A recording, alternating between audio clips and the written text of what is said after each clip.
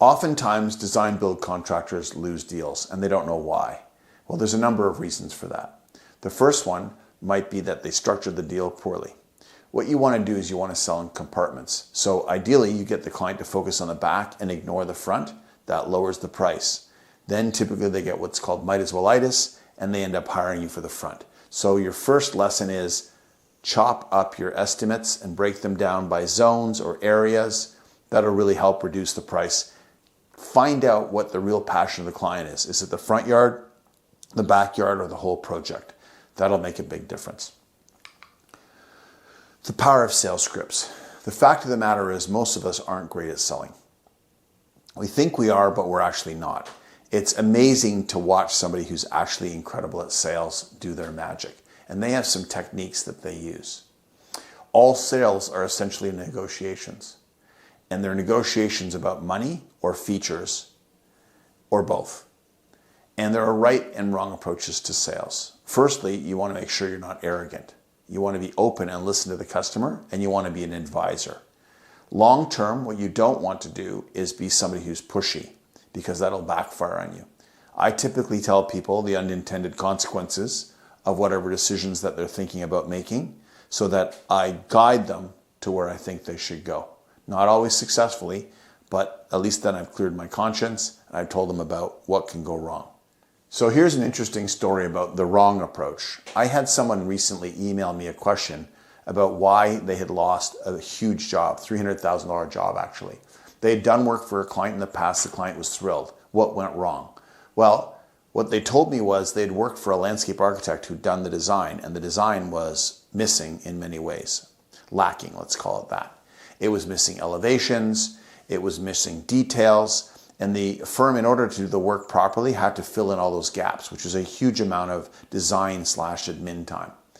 And so what ended up happening was the client did the work, filled the gaps, made the architect look good, and ended up doing the job and thrilling the client. The client spent $300,000.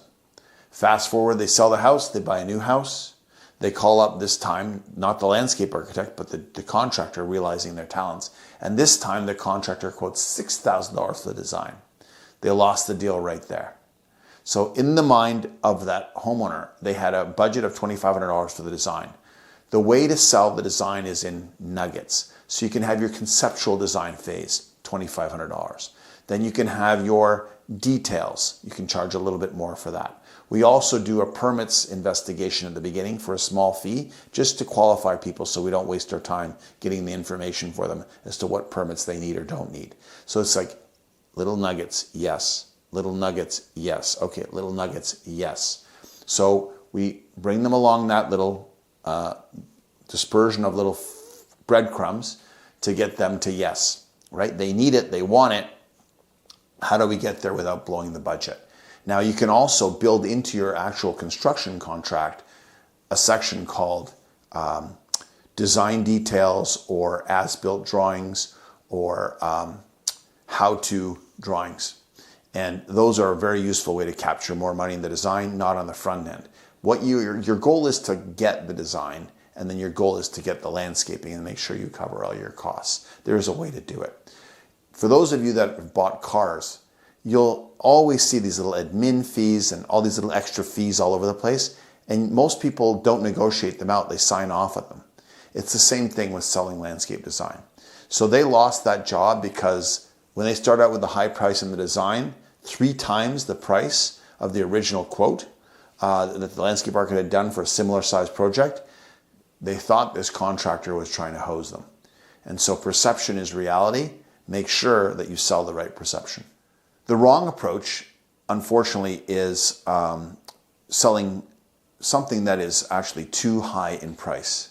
And even though it's worth more, you are trying to sell it for too much. The trick is, because if you're going to go on a journey with a client over a long period of time, you can break things up, blend things in. Where is the money?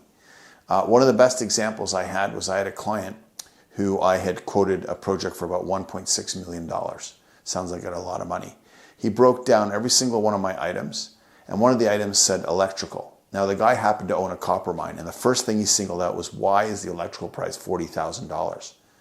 And what I said to him, actually, which was kind of funny, was I said, actually, have you seen the price of copper? And he started to laugh and he wrote a check for $250,000. So he was just testing me to see, it wasn't about the money actually, which was kind of funny. So sometimes humor is something that you can infuse into your selling approach.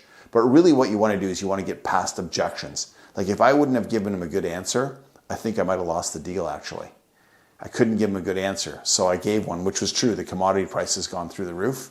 And that just essentially dispelled his entire approach to finding a way to trip me up or negotiate me down. So these are things that you can learn along the way. And you want to essentially get people to yes. First, it's, do you have any objections? No. And at the end, then you wrap up with, all right, are you ready to proceed? So no, no, no, no, and then yes. That's how you close deals. So trying to get someone to say yes is all about a budget. Everybody has a budget. The best example I can give you is when you go buy a car, no matter what I try and do, you're not going to buy a Bentley. So why are you trying to sell a Bentley to your clients? You need to find out what kind of car they're looking for, and then you can look at different features, whether it's the sports dialers, the sports suspension, whatever it is, you can dial in within that range. It's incredibly important to get a range. Once you get the range dialed in and they're comfortable with that, you can sell them easily, upsell them 10, 15, 20%.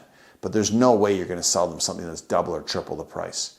So don't waste your time trying to design things that people can't afford.